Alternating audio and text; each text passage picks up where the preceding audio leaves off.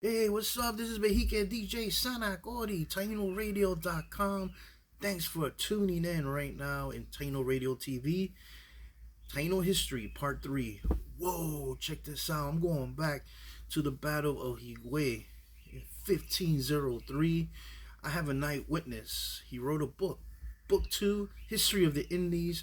He was a priest and he was a historian, and actually he was a friend of our ancestors, the Taino. His name is Bartolome de las Casas, and what he eyewitnessed was a very powerful chief, and I mentioned it in the last video, Cacike Cotumanamá of Higuey.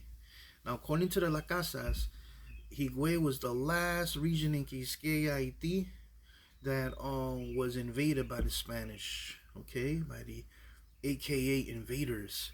So in his writings, he talks about Cotumanamá, the cacique, as a supreme organizer. He had a keen mind. He also led many of the military operations during this first battle.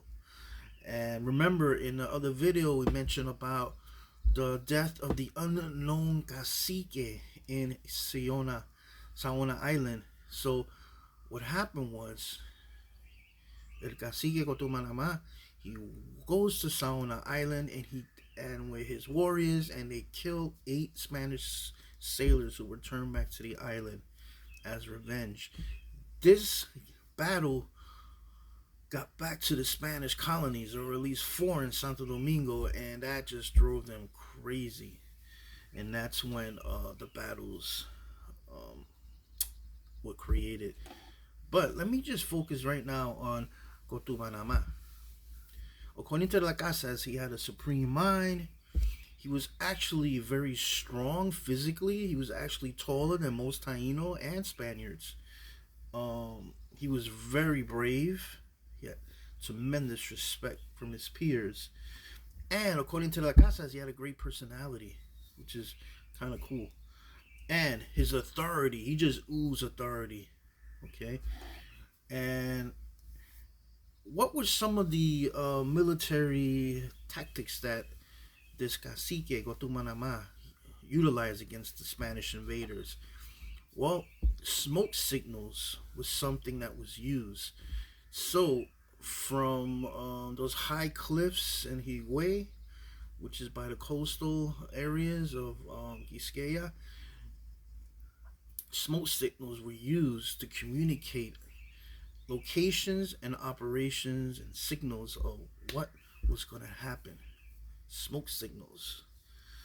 Also, they used to create false pathways in the thick bush, and the Spanish invaders will go in their horses and they will be ambushed, and these were fake pathways. The women, the children, and the elderly will hide in the cliffs.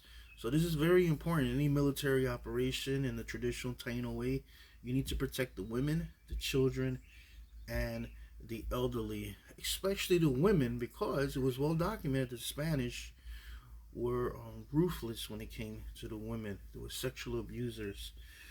And then in my other show, I mentioned how the rebellion eventually led to a defeat. It was 2 battles, but something interesting occurred.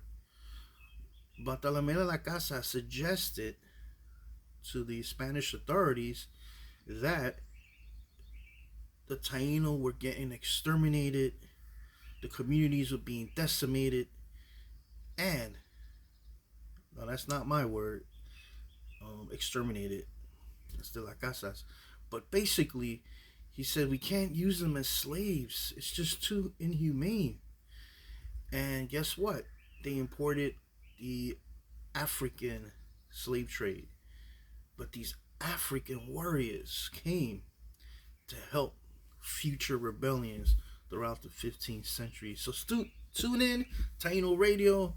We're going to get you some more battles, because the rebellion truly did not die. Thank you for tuning in. Cacike Cotumanamá, his spirit lives on in us.